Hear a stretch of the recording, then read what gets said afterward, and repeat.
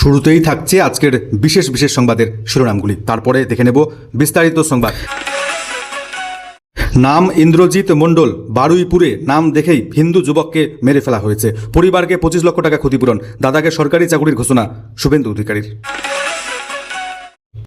বদলের বাংলায় বদলে যাচ্ছে স্কুল পড়ুয়াদের পোশাকের রং, নীল সাদা এখন হচ্ছে অতীত, আসছে নতুন রং। মমতা জমানায় পড়ুয়াদের জামায় রাজনীতির রং, স্কুল ইউনিফর্ম নিয়ে ডিআইদের সমীক্ষার নির্দেশ। বন্ধ করে দেওয়া হলো নামাজ পড়া, বাতিল হলো এন্ট্রি পাস, সরছে দমদম বিমানবন্দরের 136 বছরের পুরনো বাকরা মসজিদ। নেতাজির নাম পাল্টে রাস্তার নাম করা হলো শ্যামাপ্রসাদ মুখার্জির নামে, শুরু চরম বিতর্ক, অভিযোগ বিজেপির দিকে। কাশ্মীরে এবার খেলা শুরু নরেন্দ্র মোদী অমিত শাহের, অপারেশন লোটাস, এনসি বিধায়কদের 30 কোটি টাকার টোপ দিয়ে কিনছে বিজেপি, দাবি ওমর আবদুল্লার। পাকা বাড়ি থাকা সত্ত্বেও পিএম আবাস যোজনার টাকা, বীরভূমে টাকা ফেরতের নোটিশ, 22 জনকে না ফেরালেই কঠোর সাজা। নিউজিল্যান্ড থেকে শোকবার্তা, ভিয়েতনামে 15 ভারতীয় পর্যটকের মৃত্যুতে শোকবার্তা নরেন্দ্র মোদীর। ভেঙে খান খান মমতা ব্যানার্জির তৃণমূল, জেলা সংগঠন ভাঙনে জর্জরিত মমতা নেত্রীর ঘনিষ্ঠরাই এবার ঋতব্রত শিবিরের দায়িত্বে যোগ দিলেন অনুব্রত মণ্ডল নিজেও। ফের জাহাজে হামলা, হরমুজ প্রণালী ফের বন্ধ করল ইরান, ইরানে ব্যাপক পাল্টা হামলা শুরু করল আমেরিকা, ফের বৃদ্ধি পাচ্ছে জ্বালানির দাম, অগ্নিমূল্য হচ্ছে গ্যাস সিলিন্ডারের মূল্য। দেশে ফিরছেন শেখ হাসিনা এবছরের ডিসেম্বরেই, আদালতে করবেন আত্মসমর্পণ, প্রত্যাবর্তন বার্তায় হুঙ্কার বিএনপির, দেশে ফিরলেই ফাঁসি শেখ হাসিনার। নাম ইন্দ্রজিৎ মণ্ডল, বারুইপুরের ওই যুবকের নাম দেখেই মেরে ফেলা হয়েছে তাকে। পরিবারকে 25 লক্ষ টাকা ক্ষতিপূরণ, দাদাকে সরকারি চাকরির ঘোষণা রাজ্যের মুখ্যমন্ত্রী শুভেন্দু অধিকারীর। বারুইপুরের যুবক ইন্দ্রজিতের পরিবারের লোকজনের সঙ্গে দেখা করবার পর মুখ্যমন্ত্রী জানিয়ে দিয়েছেন, নাম পরিচয় দেখেই ইন্দ্রজিৎকে মেরে ফেলা হয়েছে। ভোটে যারা হেরেছে তাদের উস্কানিতে হত্যা, র্যাডিক্যাল মৌলবাদীরাও যুক্ত থাকতে পারেন, অতি বামের ষড়যন্ত্রেও হত্যা হতে পারে বলে জানিয়েছেন শুভেন্দু অধিকারী। যাদের ছবি দেখা গিয়েছে ইতিমধ্যে প্রত্যেককে গ্রেপ্তার করা হয়েছে। একটা 35 বছরের অবিবাহিত যুবককে যেভাবে হাত পা বেঁধে পিটিয়ে মারা হয়েছে, তাতে ইন্দ্রজিতের হত্যাকারীদের সঙ্গে পেয়ার মোহব্বত একেবারেই নয়, হুঁশিয়ারি শুভেন্দু অধিকারীর। পরিবারের সঙ্গে দেখা করে ইতিমধ্যে আর্থিক সাহায্য এবং চাকুরি দেবার কথা জানিয়েছেন মুখ্যমন্ত্রী। সরকারের তরফে নিহতের বাবা মায়ের হাতে 25 লক্ষ টাকার চেক দেওয়া হয়েছে। নিহতের দাদা বাপি মণ্ডলকে সিভিক ভলেন্টিয়ারের চাকুরি দেবার ঘোষণা করেছে রাজ্য সরকার। উল্লেখ্য, বারুইপুরের নাবালিকা গত 4 জুলাই থেকে নিখোঁজ ছিল। পরদিন 5 জুলাই রবিবার সকালে পুকুর থেকে তার মৃতদেহ উদ্ধার হয়। অভিযোগ, গণধর্ষণের পর তাকে মেরে ফেলা হয়েছে। ঘটনায় এখনো পর্যন্ত 4 জন গ্রেপ্তার হয়েছে। পুলিশি এনকাউন্টারে মৃত্যু হয়েছে মূল অভিযুক্ত প্রভাস মণ্ডলের।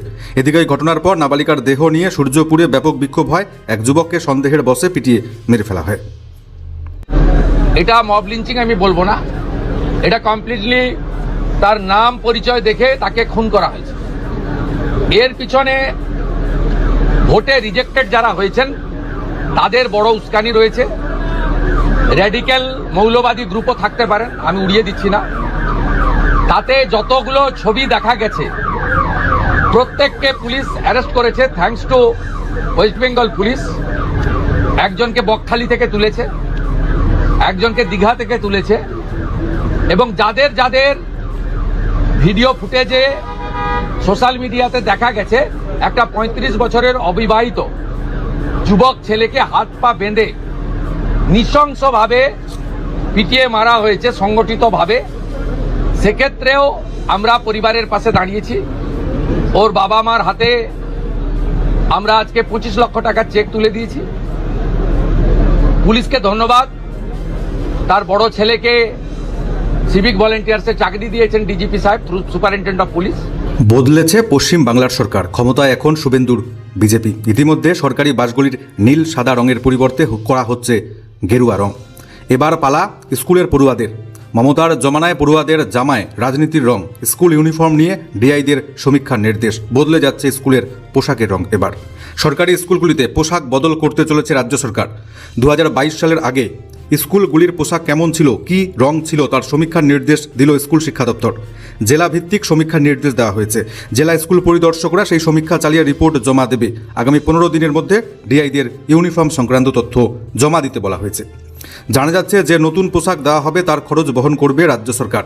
নির্দেশিকায় বলা হয়েছে 2022 শিক্ষাবর্ষের আগে স্কুলগুলিতে যে রং অর্থাৎ পোশাক ব্যবহার করা হতো তার উপর ভিত্তি করে 2027 শিক্ষাবর্ষের জন্য এই জেলাভিত্তিক সমীক্ষা চালানো হচ্ছে।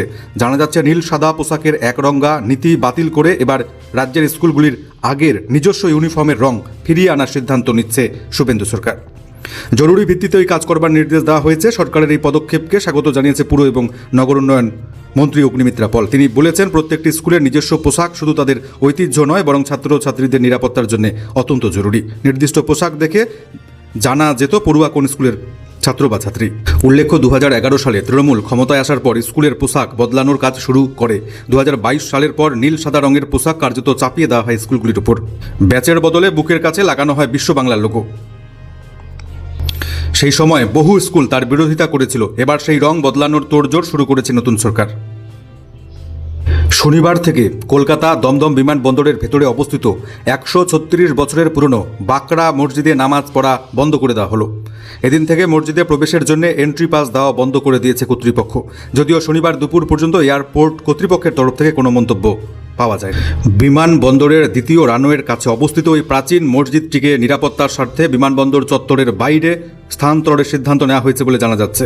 সূত্রের খবর, রানওয়ে থেকে মাত্র 165 মিটার দূরত্বে অবস্থানের কারণে বিমান চলাচল, বিশেষ করে জরুরি অবতরণের ক্ষেত্রে নিরাপত্তাজনিত উদ্বেগ তৈরি হচ্ছিল। সেই কারণে আপাতত মসজিদটিকে সরিয়ে দেওয়ার প্রক্রিয়া শুরু হয়েছে। উল্লেখ্য, নেতাজি সুভাষচন্দ্র বোস আন্তর্জাতিক বিমানবন্দরে দুটি রানওয়ে রয়েছে। প্রধান রানওয়েটি আকারে বড়, এখানেই মূলত বিমান ওঠানামা করে।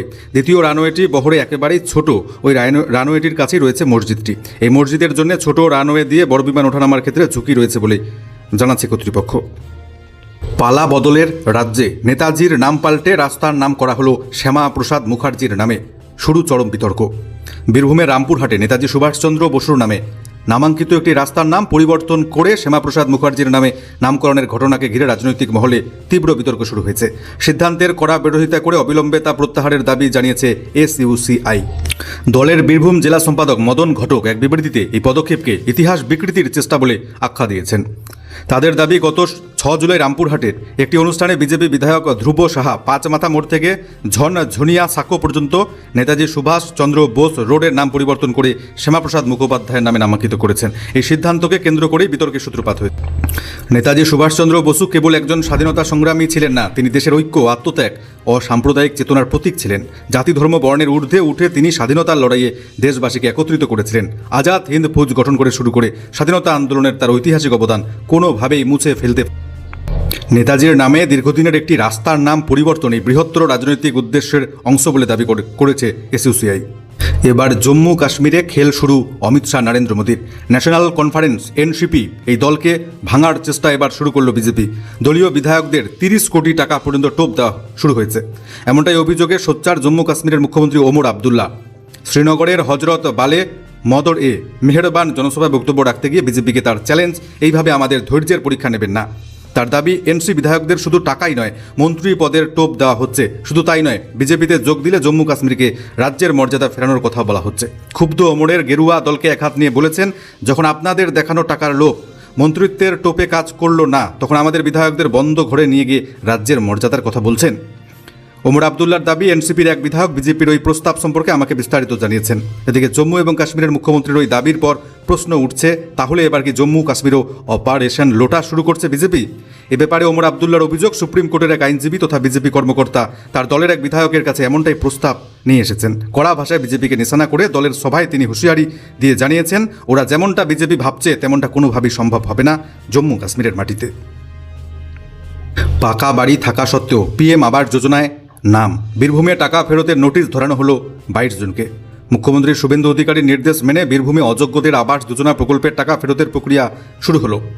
ইতিমধ্যেই নলহাটি 2 নম্বর ব্লকে 22 জনকে টাকা ফেরতের নোটিশ জারি করা হয়েছে। ভদ্রপুর 1 পঞ্চায়েতের মোস্তফাডাঙ্গা গ্রামে 22 জন ভুয়ো তথ্য দিয়ে আবাস যোজনার প্রথম কিস্তির টাকা তুলে নিয়েছেন বলে অভিযোগ উঠেছে।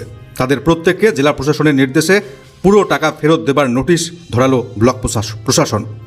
যাদের নামে নোটিশ পাঠানো হয়েছে তাদের অধিকাংশের পাকা বাড়ি থাকা সত্ত্বেও আবাস যোজনা প্রকল্পের প্রথম কিস্তির 60,000 টাকা তারা লুফে নিয়েছেন। তবে জেলা প্রশাসনের নির্দেশ সত্ত্বেও অধিকাংশ আবাস যোজনার বাড়ির জন্য টাকা প্রাপকরা টাকা ফেরত দিতে নারাজ।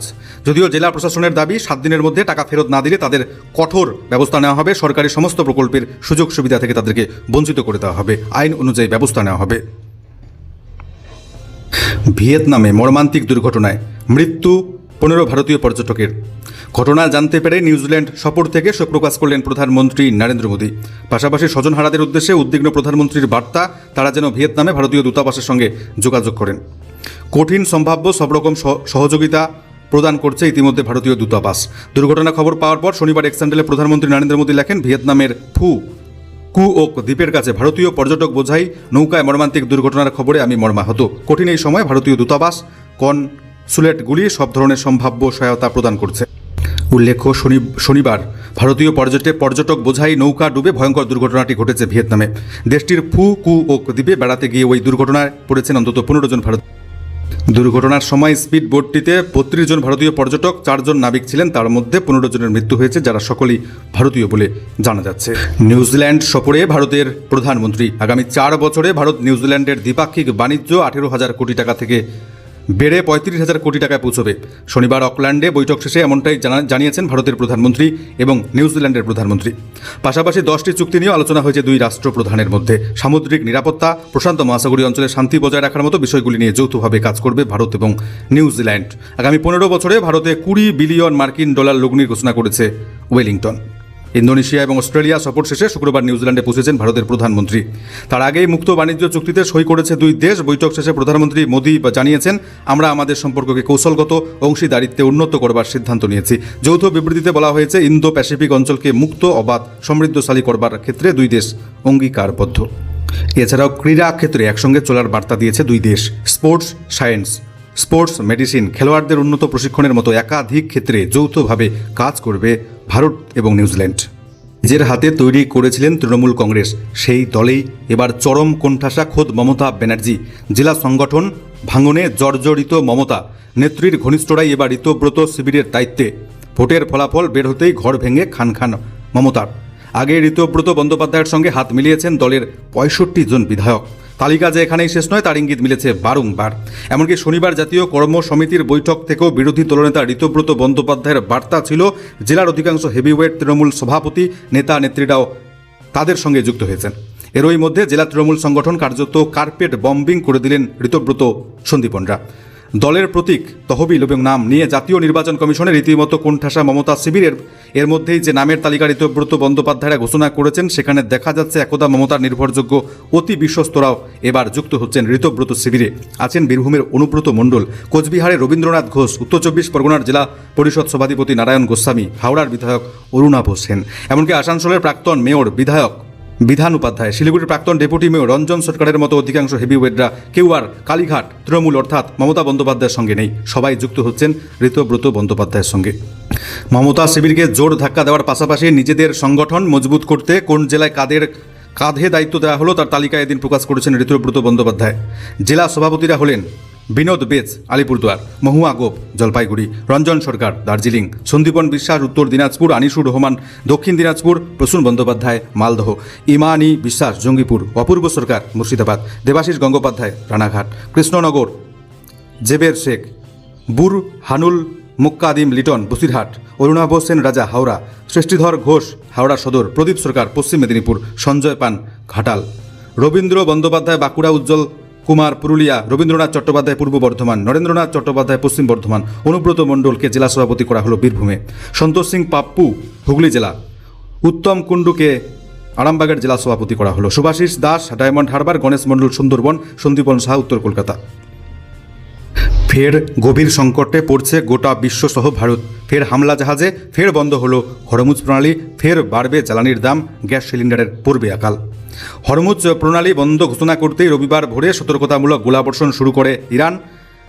তা ওই অঞ্চলে থাকা সাইপ্রাসের পতাকাবাহী একটি পণ্যবাহী জাহাজের ইঞ্জিন রুমে আঘাত করে। হরমুজে হামলার পর ইরানে মার্কিন বাহিনীর গোলাবর্ষণ শুরু হয়েছে ডোনাল্ড ট্রাম্পের নির্দেশে। হরমুজ প্রণালীতে আক্রান্ত হয়েছে ফের একটি পণ্যবাহী জাহাজ। ইরান ফের ওই জলপথটি বন্ধ ঘোষণা করে দিয়েছে। ফলে পশ্চিম এশিয়ায় সংঘর্ষের পারদ চড়ছে। ইরানের ঘোষণার পরেই আমেরিকার সেনাবাহিনী ব্যাপক হামলা শুরু করেছে ইরানের একাধিক শহরে নিশানা করা হয়েছে বলে অভিযোগ। সূত্রের খবর, বাহরিনের ঘাঁটি থেকে হামলা চালাচ্ছে আমেরিকা। ইরানের বুসহট শহরে ক্ষেপণাস্ত্র আছড়ে পড়েছে, তবে ক্ষয়ক্ষতির পরিমাণ এখনও জানা যায়নি। আমেরিকা জানাচ্ছে সাইপ্রাসের পতাকাবাহী জাহাজটির নাম MV-GFS গ্যালাক্সি।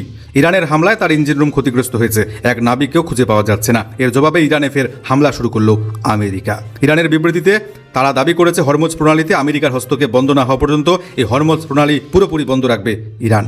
সেখান দিয়ে কোনো জাহাজ চলাচল করতে পারবে না। রবিবারের হামলার প্রত্যাঘাত করা হলে পশ্চিম এশিয়া অবস্থিত ফের মার্কিন ঘাঁটিগুলিতেও নিশানা করবে ইরানের রেভলিউশনারি গার্ড বাহিনী। নতুন শত্রু ঘাঁটিগুলিতে হামলা চালাবে ইরান বলেই মনে করা হচ্ছে। আগামী ডিসেম্বর মাসেই বাংলাদেশে ফিরছেন বাংলাদেশের প্রাক্তন প্রধানমন্ত্রী শেখ হাসিনা। দেশে ফিরলেই ফাঁসি কার্যকর। শেখ হাসিনাও জানিয়েছেন আত্মসমর্পণ করবেন আদালতে। হাসিনার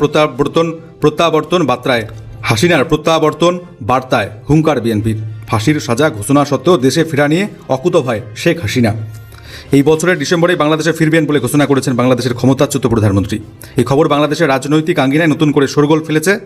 নানা রাজনৈতিক মহলে নানা প্রতিক্রিয়া। সরকার পক্ষের তরফে সাফ জানানো হয়েছে দেশে পা রাখলেই শেখ হাসিনার ফাঁসির সাজা কার্যকর করা হবে।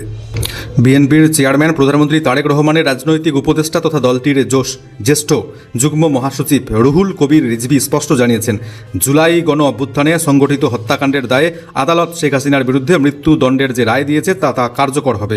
তার কথায় হাসিনা দেশে ফিরবেন কি ফিরবেন না সেটি তাদের দলীয় বিষয়, তবে জনগণ চায় তার বিরুদ্ধে মামলা রায় যেন কার্যকর হয় বাংলাদেশে। বর্তমানে আদালত সম্পূর্ণ স্বাধীনভাবে কাজ করছে, সরকার এতে কোনো হস্তক্ষেপ করছে না বলেও তিনি জানিয়েছেন।